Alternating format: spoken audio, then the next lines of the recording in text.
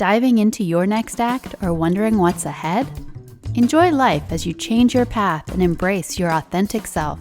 Join me as we discuss the good, the bad, and the ugly of making big changes in your life. New directions both personally and professionally. Shake things up. But don't worry, you are not alone. On each episode, we'll be sharing stories, providing valuable information, and introducing you to others navigating their next act. So let's get inspired. This is a Candy Factory Convo, Life in the Next Act with Gail Shane. Hello, everyone, and welcome to Life in the Next Act. Today, we are talking with Carin Clingan, CEO and founder of CLC Wellness. CLC Wellness takes a holistic approach to discover what makes you well and offers nutrition counseling and personal training services. Carin will be discussing how to set goals and find the perfect balance for healthy living. She will share her fitness journey from being a swimmer and a track and field athlete in high school and college to competing in Fitness America competitions as a young adult. Carin will share how she managed work, school, and raising 4 children under 2 years of age. Yes, triplets. Hello, Carin, and welcome. Hi. How are you? I'm good. How are you? Great. Thanks for being with us. Carin, all the way from Maryland, you started your wellness journey at a young age. You were raised by 2 physical educators. Can you share with us the sports that you were involved in, including the good and the bad? Absolutely. I think, my parents always wanted me to have fun with whatever it is that I was doing. So I, like a lot of children, tried everything. I tried tennis. I tried basketball. I tried dance, gymnastics, and, softball. And I found that after doing all of those, that I kind of geared more towards swimming and track and field. So swimming was something that I did year round. I did it for 13 years, loved it. And then, when I was in middle school, I got introduced into track and field and fell in love. And I did that for 9 years. So literally did swimming and track and field the entire time that I was in high school and middle school and everything. And then, in college, I stuck with just track and field. And then, it was great because I ended up doing the pentathlon during indoor season, and that's 5 different events. So I never had an opportunity to get bored. And then when I went to college doing outdoor season, I did the heptathlon, which is 7 different events. So I kind of was able to, do everything, be a master, or what is it? A jack of all trades, a master of none kind of thing. And it was great because, I was able to try different things in the sports that I was doing. What didn't you like about the ball sports? I kept getting injured. Okay. So, I did, when I played softball, I took a line drive to the wrist, decided I didn't really like that too much. Indoor soccer, I ended up getting a concussion. Didn't really like that too much. So, and, those were things that I did at a younger age. So I didn't necessarily have an opportunity to appreciate what I could have done with those in the long run. So when you got into swimming and track and field and you did the pentathlon and heptathlon. Yes. You said 7 different events. And what were those 7? So you remember? I do actually. Now I don't remember the order, but I do remember all of them. So I did hurdles, high jump, long jump, shot put, javelin, 800 and 200. Wow. So 800 meters, which is 2 times around the track, and 200, which is halfway around the track. So that's a lot of competition. You go to college And after getting your bachelor's degree in exercise science, Mhm. you competed in Fitness America pageants. Yes. What was that like? That was on a whole nother level. So how I got involved with that, I remember I was on vacation and I turned on the TV and I see a Fitness America pageant. And I was like, what is this? This looks kind of interesting. And, it was basically like Miss America with exercise. So, you had these gorgeous women that are in the best shape of their lives and they're doing all of these athletic things. And I was like, oh, that looks kind of interesting. So I actually looked into it. And, after I graduated, I found a competition that was close to me, ended up entering it, realized at that level that I had a lot that I needed to learn, but it was a good stepping stone and I had fun doing it. And again, my parents always told me, as long as you're having fun, that's all that matters. So I said, okay, I think I want to, do this again.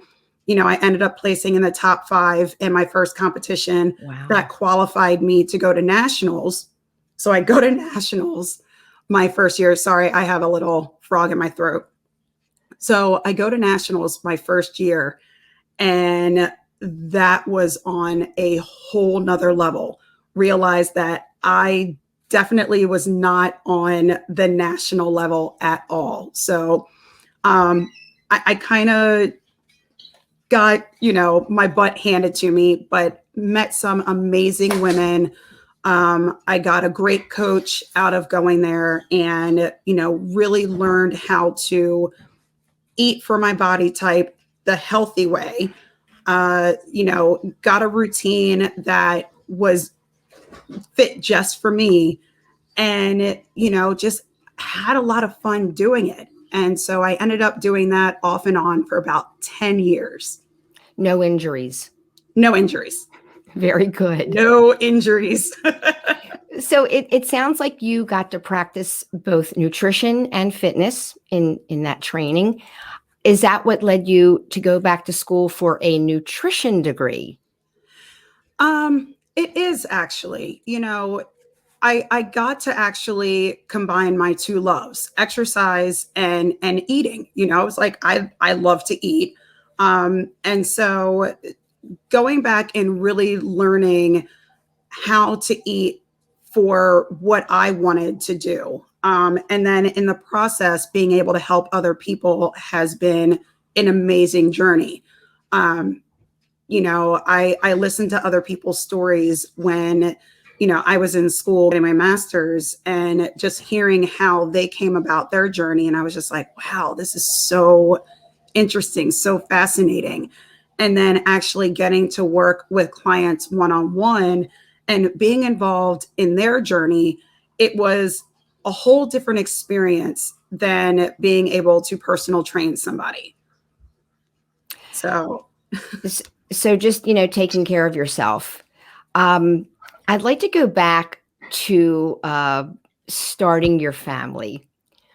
What was the reaction when you were told you were having triplets while raising your one little boy under the age of 2? The reaction. That's the reaction right there. Do it again. Like, you want to talk about color draining from my face. Wow. So how that story happened, I was in New York, incidentally, at a competition. I was supporting a friend of mine and, having fun. I knew I was 15 weeks pregnant with what I thought was one child. So I'm, walking around, I have my heels on, I'm having a great time. And when I got back from vacation, I had a little bit of a scare. So I went to my OB and I told my husband, I was like, we're far enough along. I think it's going to be okay. Don't worry about coming with me. Famous last words. So I go into the appointment and, they're doing the ultrasound and the technician's like, oh, I see 2. I was like, two what? Like 2 arms, 2 legs. Like, okay, I have a normal baby.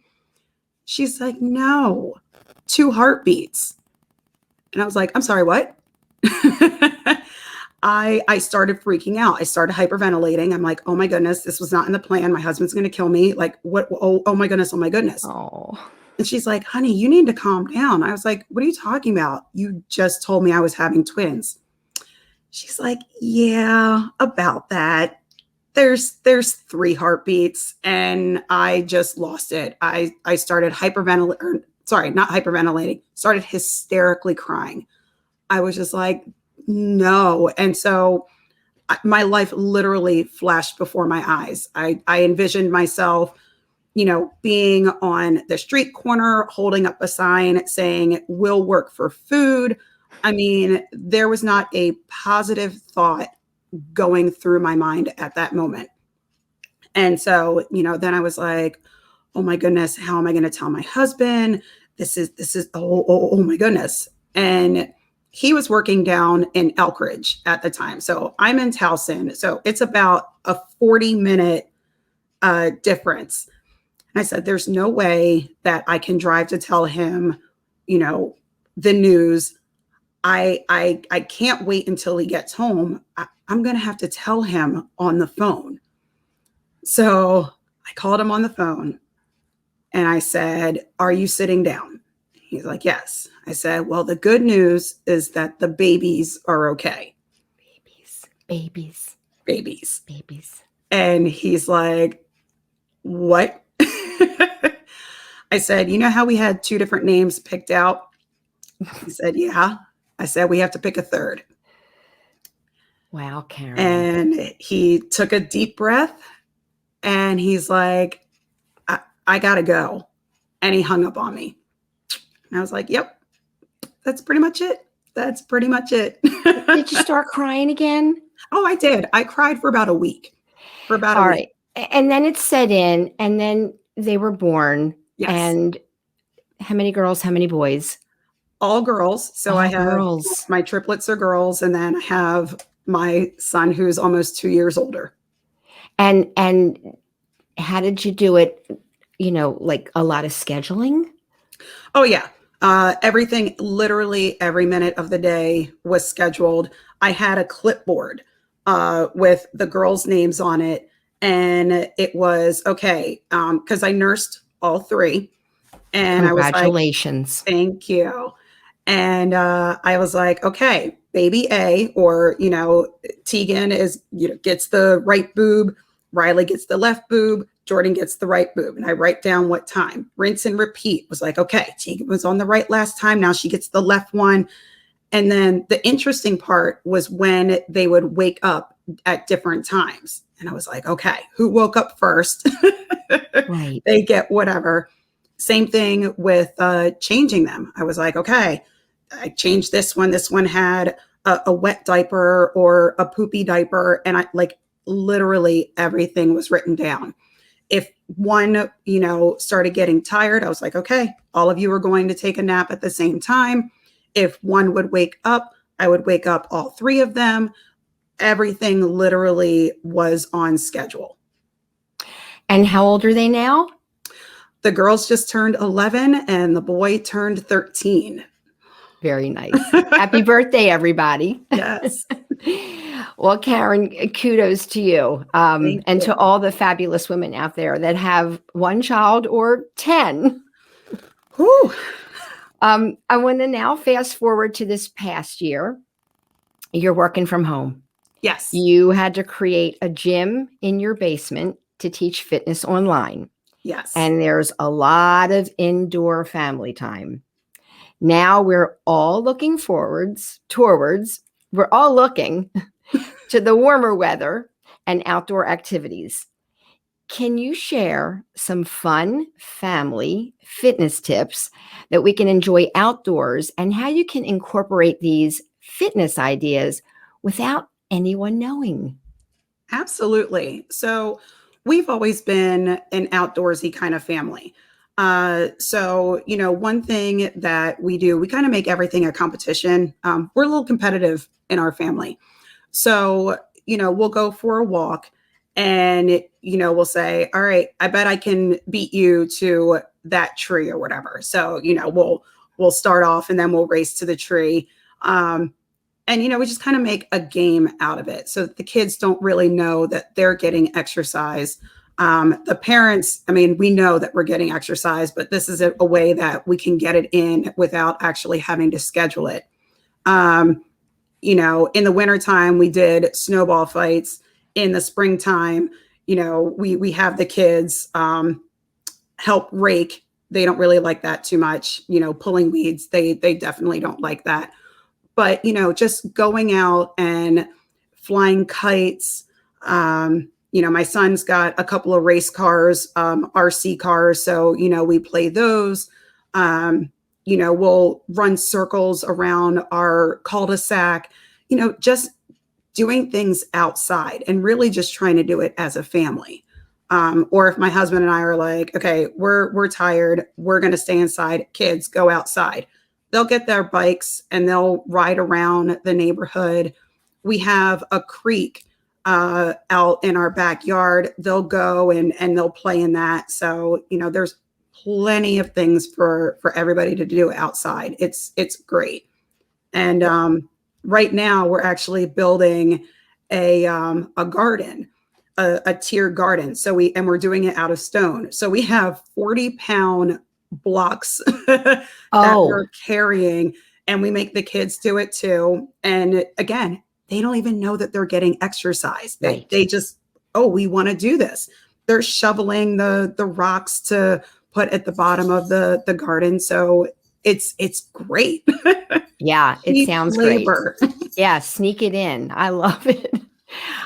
Can you give us some general fitness tips through different stages in our lives as we age? Absolutely. So, just like I said with the kids and really just how I was brought up, as long as you're having fun, that's really what matters. As long as you're doing something, that's what matters. As we age, we have to worry about our knees, our back, and we need to make sure that we are getting the right kind of exercise. So just getting outside, going for a walk. One thing that I have my clients do, I'm like, okay, when you go for a walk, do some lunges. You're walking along and then all of a sudden just do some lunges, maybe 10 of them. If you find a bench or a tree, do some push-ups and then keep going on your walk. You can do some skipping to get that heart rate up a little bit. You don't have to run. Just little things like that. I always say, if you don't know what to do, revert to back when you were a child, like 10 years old. What were the things that you were doing then? And then, just incorporate that as an adult. So it sounds like pretty much move. Yes. Just move it. Just move. Move it. And how about, how do you feel about, weighted exercises at what point, at what age? All ages? Oh, definitely. So, safety first. So you want to make sure that, you know exactly what you're doing. I always say start out with the non-weighted exercises first. And then, when you feel comfortable, then you can add some weights in or hire a trainer or get a consult, something like that. I always tell people, I'm like, make sure A, you have a doctor's note, and B, make sure that you consult a professional before doing anything because you don't want to get hurt. But the older that we get, we definitely want to make sure that we're doing those weighted exercises. And body weight is a weighted exercise, so doing squats, push-ups, and they don't have to be on the ground. They can be against the wall. All of that stuff counts. So weighted with weights would be upper body mainly, and then our body will take care of the lower body as far as weighted. It sounds like what you're saying. Yes and no. So you can actually use dumbbells, I would cut hand weights, and you can hold them in your hands as you're doing a squat or a lunge. And you can incorporate, doing a squat and then doing a shoulder press, lifting the weights up over your head for a full body exercise. Well, I can't wait to try it later. And Carin, what do you suggest for basic nutrition tips through our many ages of life? So nutrition, that's a tricky one, just because, we all have specific needs. But the best thing that I can tell you is reading a label on your food, on your drink, whatever it is that you're doing. And if you can pronounce the things on the label. So I always have a glass of water or something, and definitely a snack near me. So I actually have one of the snacks that I give my kids.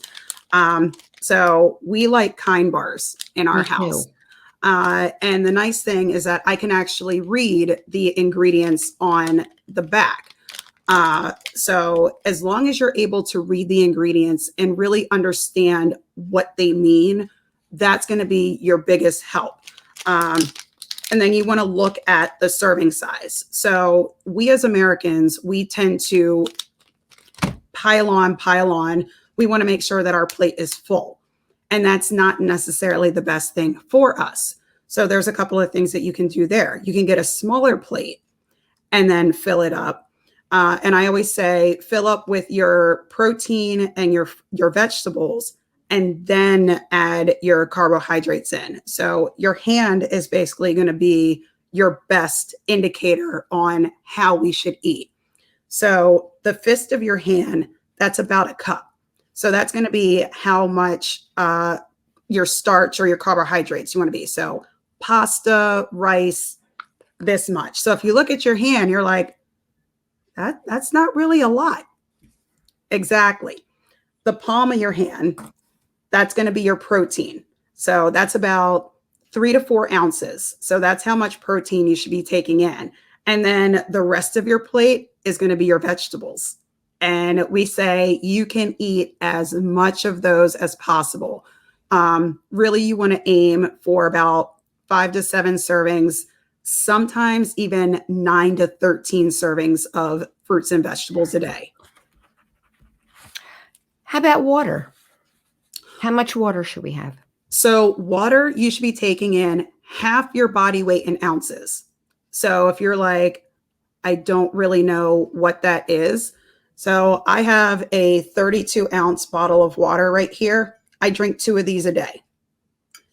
So, as long as you're getting in, at least half your weight of water in ounces, you're good to go. Now, obviously, you don't have to be exact. You don't have to say, okay, I need to get in 72.3 ounces. No. Okay. Just as long as you're getting in enough, like you should not feel thirsty. But as long as you're drinking, we'll say a glass of water an hour. Wow. How about sleep? Oh, that is a super important one. So and I always find it interesting when they say they. It's like, who is they? But they say that you should get about 8 hours of sleep. Well, everybody's different. Most people, they're not able to get 8 hours of sleep, especially if they have young children. So you kind of have to find what your body needs. So for me, I function best on 7.5 hours of sleep. So it doesn't matter if I go to bed at 10 o'clock at night, 11:30, 12 o'clock, 7.5 hours, my body is up. So if I go to bed early, if I go to bed at 10 o'clock, guess what? I'm getting up at 6:30 or 5:30, and I'm like, ooh, let me try to stretch that a little bit. So really you have to find out what works for you. But, anywhere between 6 to 10 hours is pretty good. And I know it's a wide range, but, again, you have to figure out what works for you. So as long as you are sleeping through the night and you feel rested. So that's the most important thing. Do you feel rested when you wake up? If you do, then you're probably getting the right amount of sleep. To sum it up, Carin, what would you say are the main factors that attribute to one's overall health? Oh, wow. Let's see the main factors. So eating whole foods.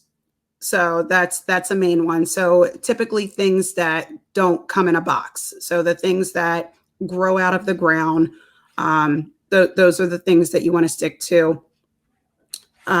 Making sure, again, you have enough water, movement, exercise, sleep, and stress. So, one thing that we don't think is a good thing is stress. Stress actually is good. It depends on the kind of stress that you have. So, we don't want to stress about things that we don't have control over. That's kind of the bad kind of stress. But, a little bit of stress is good. It's what helps us move along and what helps us try to get things done. But, we want to make sure that we have a healthy amount of stress going on in our life. Because with stress, that's when we start the weight gain process. That's like that silent thing that nobody tells us about. Mm-hmm. If we're eating too much or we're eating the wrong kinds of foods, that can be explained. But, if somebody doesn't know that they are under a lot of stress, then that's kind of like let me get that under control. Or, if they are, I'm eating healthy and I'm exercising, but I still am not able to lose the weight. The first question I ask people, how much stress are you under? So important. Thank you. Thank you for adding that. Yeah. That being said, Carin, what is your favorite healthy food? Oh, spinach. What is your favorite junk food? French fries. What is your favorite fitness class to teach? Zumba. Yes, I love to dance. If you ask anybody that knows me, they are like, she loves to dance and she loves French fries. And what is your favorite kids' physical activity? Oh, probably watching them ride around on their bikes. Because that was just something I did all the time as a child. And so being able to see my kids do the same thing and, just being able to get out, and we live in a neighborhood that, is safe for them to do that. So I think that's probably my favorite. I love what you were able to share with us about fitness and nutrition and stress, the mindset. Now I'd like to ask you what nonprofits are important to you and why. Okay. So I have two nonprofits. The first one is Special Olympics, and the second one is Down syndrome. So my sister, God rest her soul, unfortunately, she passed away almost 2 years ago. Yeah, she had Down syndrome. So, that is definitely an organization that we support. But she was also a Special Olympic athlete. So that, I make sure that I support that organization. Very nice. Thank you. Well, Carin, thank you so very, very much for being with us today. You can reach Carin at clc-wellness.com, and you can sign up for a free discovery session with Carin. I'd like to leave you with this. Life is like a camera. Focus on what is important, capture the good times, develop from the negatives, and if things don't work out, take another shot. Join us next time as we aim to inspire, empower, and inform. Life in the Next Act is a proud member of the Candy Factory Collective. You can find the show streaming on YouTube, Facebook, Twitch, and LinkedIn. And you could subscribe to the audio version anywhere you get your podcasts. Gail has experienced many acts over the years. Living a full life, she is a mother of 2 and grandmother of 3, and currently calls Lancaster, PA home. An entrepreneur at heart, she's owned several businesses, hosted a popular radio show, and has written for prominent publications highlighting nonprofits. While she holds her real estate license in Florida and PA, she believes her true calling is giving others a voice. Learn more about Gail at gailshane.com. Life in the Next Act is produced by the Candy Factory Collective at the Candy Factory Co-working Campus in Lancaster, PA. Production support by Jason Mundock and Anna Tran. Administrative support by Ann Kirby, Ariana Henderson, and Krisha Martzel. Notes and links can be found on the show post at our website, candyfactorycollective.com. Candy Factory. Collective.